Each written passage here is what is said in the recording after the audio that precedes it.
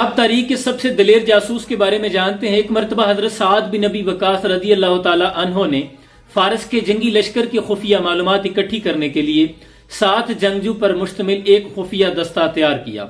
इसका जिम्मे यही मुहिम थी, खुफिया और जरूरी मालूमात को इकट्ठा करना। और साथ में हजरत साद बिन अबी वकास ने यह भी हुक्म सादर फरमाया कि मालूमात के साथ साथ मुमकिन हो तो उनका एक सिपाही भी कैद करके ले आना।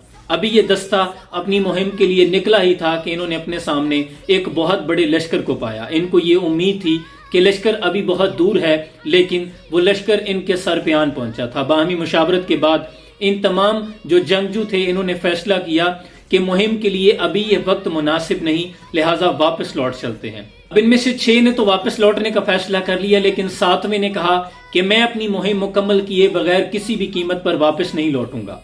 आज फलक को पढ़ा कभी दिल जलों से काम नहीं, अगर नाग लगा दूं तो दाग नाम नहीं, और तू परिंदे मार दे सरो सनोबर मार दे, तेरी मर्जी तू जिसे दहशतगर्द कहकर मार दे, और जिस एक को मारने को भेज दी तूने इतनी सिपा, कहीं ऐसा ना हो वो तुझे तेरे घर के अंदर मार दे और तेरा उसके मानने वालों से पाला पड़ गया, जो परिंदे भेज के लश्कर मार दे।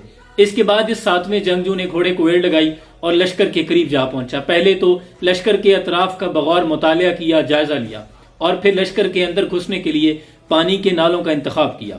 ये जंगजू पानी के नालों से गुजरता हुआ हरावल दस्ते के करीब जा पहुंचा। आप जानते हैं हरावल दस्ता किसी भी जंग का बेहतरीन चाको चौबंद वो दस्ता होता है जो जंगी क़यादत में सबसे आगे चलता है और बेहतरीन जंगजू होते हैं। अस्करी क़यादत में 40,000 फारसियों के जंगजू लड़ाकू मौजूद थे, जिनके करीब से, जिनके अंदर से निकलता हुआ ये आगे जा पहुंचा। फिर उनके कलब से गुजरता हुआ सफेद खैमे के करीब जा पहुंचा। सफेद खैमा और करीब बंदा बेहतरीन नस्ल का उम्दा घोड़ा इस बात की तरफ इशारा था कि ये लश्कर के सरदार सिपा सलार का खैमा है।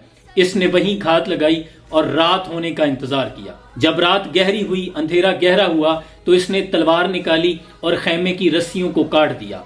खैमा सिपा सलार लश्कर समेत और जो अफराद वहां मौजूद थे उन तमाम के सिरों पे आ गिरा। ऐसा करना सिर्फ फारसियों के दिल के अंदर अपना खौफ बिठाना और उन्हें अपनी ताकत का मुजाहरा दिखाना था। इसके बाद उसी घोड़े पर बैठे एड़ लगाई और वहां से निकल आए। इनके पीछे घुड़सवारों का एक बेहतरीन दस्ता इनके ताकुब में आया। वो दस्ता इनके जब करीब पहुंचता तो ये अपनी रफ्तार बढ़ा लेते, घोड़े को एड़ लगा देते, लेकिन जैसे ही दूर होने लगता तो ये अपनी रफ्तार कम कर लेते। गोया मकसद ये था कि ये मेरे पीछे आते रहें, ये ताकुब करते रहें। और इनके जहन में प्लानिंग ये थी कि हजरत साद बिन अबी वकास का जो हुक्म है कि एक सिपाही को मैं गिरफ्तार करके किसी भी सूरत अपने पास ले जाऊं। इन्होंने दुश्मन के घुड़सवारों को चकमा दिया और सिर्फ 3 सवार ही इनके पीछे रह गए। उनमें से 2 को इन्होंने कत्ल किया और तीसरे को कैद करके हजरत साद बिन अबी वकास अपनी जो अस्करी क़यादत थी उसमें ले आए। इसके बाद इन्होंने उस कैदी को हजरत साद बिन अबी वकास के सामने पेश कर दिया। हजरत साद बिन अबी वकास ने उस कैदी सिपाही से पूछा कि तुम अपने लोगों के बारे में, अपनी जंगी क़यादत और तमाम जो खुफिया मालूमात है वो हमें सच सच बताओगे?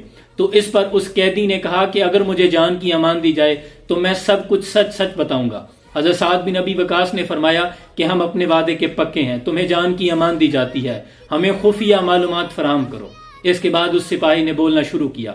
उसने कहा कि मैं अपने लोगों के बारे में, अपनी जंगी क़यादत के बारे में मालूमात देने से पहले तुम्हें तुम्हारे इस सिपाही के बारे में बताना चाहता हूँ। मैं ये यकीन से कहता हूँ कि मैंने बचपन बेहतरीन जंगजुओं के दरमियान गुजारा है, मैंने बेहतरीन लड़ाका जंगजुओं से तरबियत हासिल की है, लेकिन फारस के लश्करों में भी मैंने इतना दलेर जंगजू नहीं देखा, इस कदर बुलंद हौसले वाला शख्स नहीं देखा जो हमारी क़यादत के दरमियान घुसा और हरावल दस्ते के करीब से होता हुआ 2 छावनियों को क्रॉस करता हुआ सरदार के खेमे तक जा पहुंचा।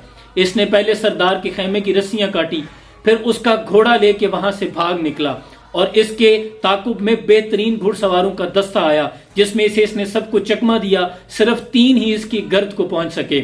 उन 3 में से 2 को इसने कत्ल किया जो मेरे चचाजाद भाई थे, और 2 जंगजू वो 1,000 फारस के लश्कर के जंगजुओं पर भारी थे, جب اس نے ان دونوں کو قتل کیا تو میرے سینے میں اس کے خلاف جو بغاوت اور انتقام کی آگ بھڑکی، اس نے اس کا تعاقب کرنے پہ مجھے مجبور کیا۔ میں اس کے تعاقب میں نکل آیا، لیکن میں اپنے آپ کو بہت بڑا جنگجو سمجھنے والا، میں سمجھتا تھا کہ فارس کے لشکر میں میرے مد مقابل کوئی نہیں آ سکتا، لیکن جب میں اس کے مد مقابل آیا تو میں نے موت کو اپنے سر پہ منڈلاتے دیکھا۔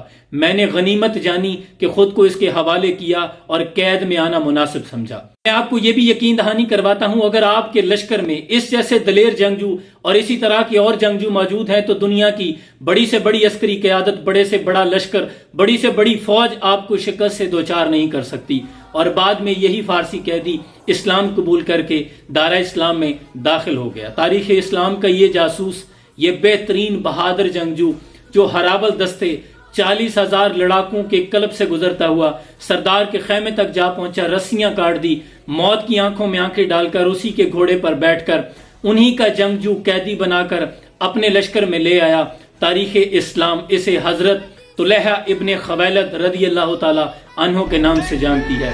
یہ غازی، یہ تیرے پراسرار بندے جنہیں تو نے بخشا ہے ذوق خدائی، دو نیم ان کی ٹھوکر سے صحرا و دریا، سمٹ کر پہاڑ ان کی ہیبت سے رائی، دو عالم سے کرتی ہے بیگانہ دل کو، عجب چیز ہے لذت آشنائی، شہادت ہے مطلوب مقصود مومن، نہ مال غنیمت نہ کشور کشائی۔ سلام پہنچے۔